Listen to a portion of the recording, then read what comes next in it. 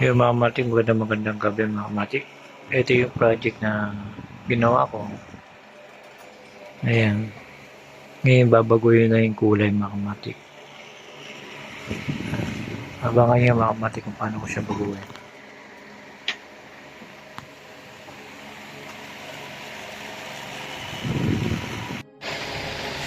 Yung mga matik ko bali, ito na siya. Hindi pa minadali lang mga matik gawa ng hindi ko na gawa ng pagdating ko sa trabaho, napagod. Ngayon lang, minadali ko,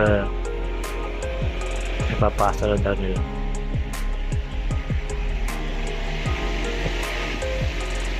Nilagyan ko na siya ng matamatik sa kailong.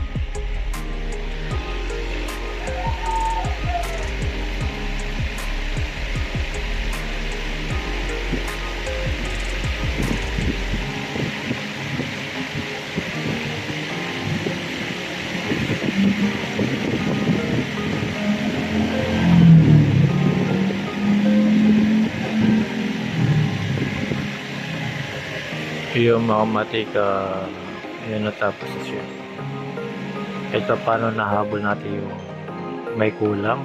Yung kulang yung mga matik kahit mabilisan. Yung mga kamatik pinakita ko lang sa inyo.